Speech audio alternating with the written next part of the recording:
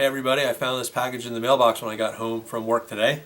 You can tell by the return address that it's from Olight. I'm 100% sure it's the universal magnetic USB charger that I recently purchased from those guys. About a week ago they had a sale going on where they were blowing these out for just $1 plus $5 shipping and handling, as opposed to the normal $10 MSRP. Didn't really need it, but for $1 I figured I'd try it. Well, $6 all in really, right? Okay, let's open it up. As we all know, little package, big blade.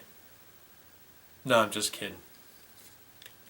That tall war only has one purpose, and it's not to open packages.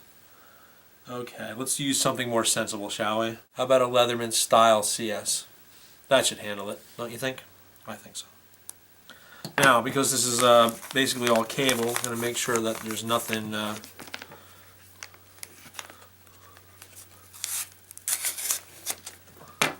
sticking up where I can cut it.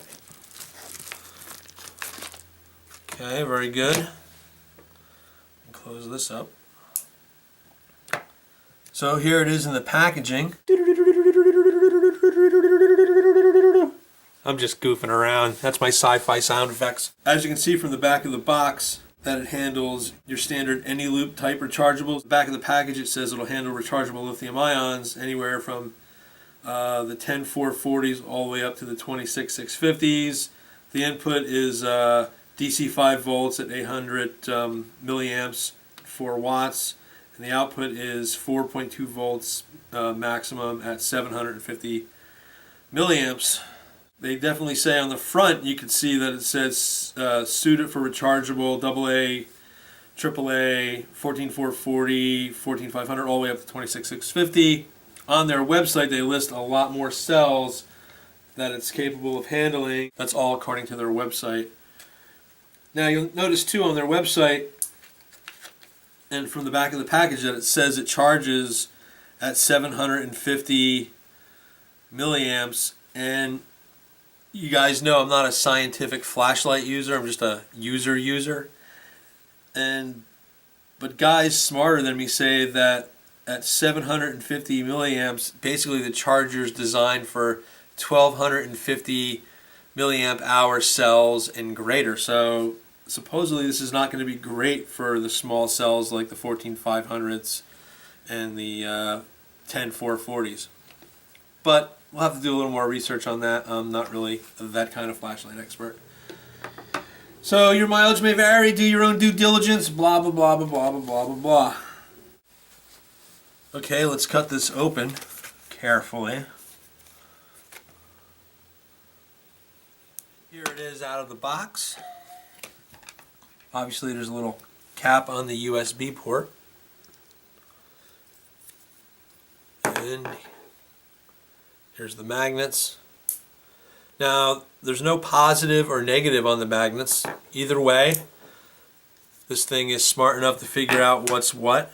Okay, let's pull the cell out of my everyday carry light. It's probably about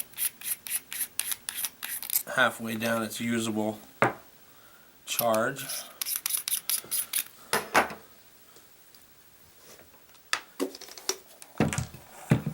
Let's test it real quick. See what's going on. It's pretty well worn out. Besides using the multi-battery tester, let's just use my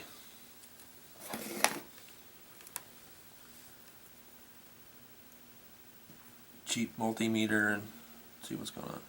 So it's down at 3.6. Can you guys see it?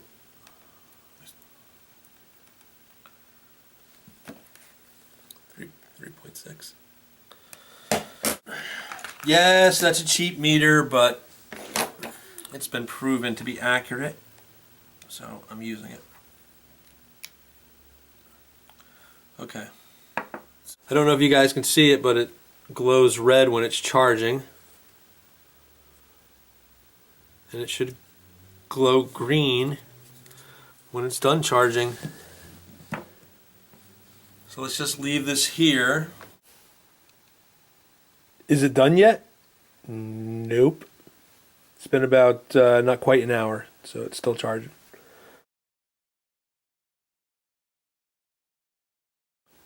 Okay, it's done now. Obviously, it's lit up green.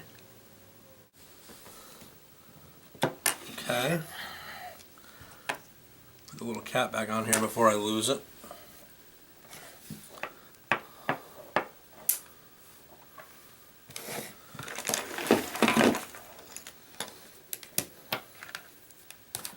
Okay, I'm getting a 4.17.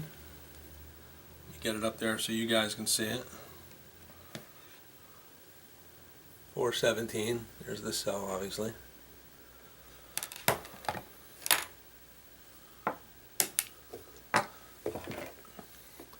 Let's see what it says on the battery tester.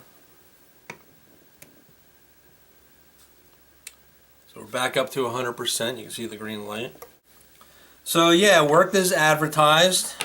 Happy to see that. Not that I really had any doubt. Just put my cell back in my flashlight here.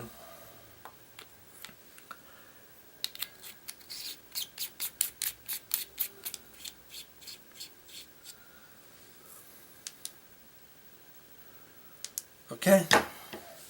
So looking good in that regard. Now for me personally, I'm going to keep this charger in a bag. It's the smallest possible little thing that you can keep that can charge a battery up in an emergency. And it's probably ideal for that. Prior to getting this, I used to use this X-Tar VC2, which can run off a USB. Always works well. And then my main charger, just so you guys know for a reference, you know what my experience is.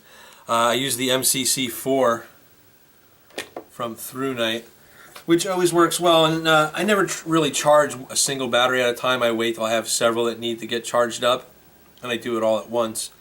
So, but yeah, for in a bag, what's going to be better than having some little tiny thing that doesn't take up a lot of space, that's lightweight? So I think it would work great. As your only charger, probably better options out there. Like I said at the beginning, there's a lot of smarter guys than me on the flashlight forums that feel like, you know, 750 milliamps is a little high to charge smaller lithium-ion cells. But yeah, so we're all going to have to look into that a little bit more. But for normal 18650s, you know, it's going to be fine, which, I don't know, it seems like that's what the majority of people have. What else did I notice? It doesn't come with a wall wart, right? So you're going to have to buy one of those if you want to do it out of a wall. You know, you're going to need one of those. When I tried it in the wall just to see how it would work, or I was thinking that the cord might be a little too short.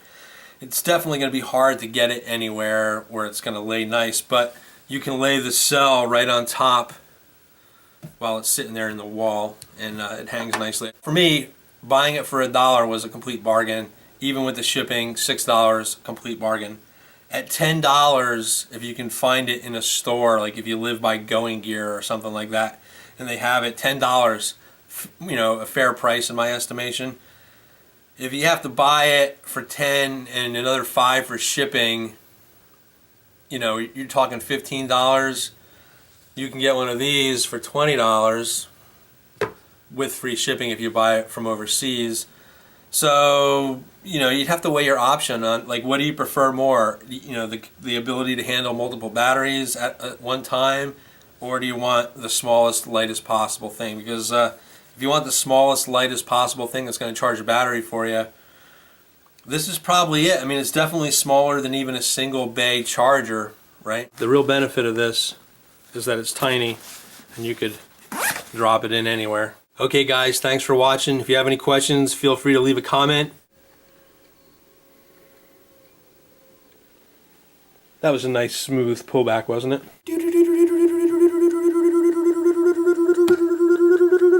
I hit the tripod.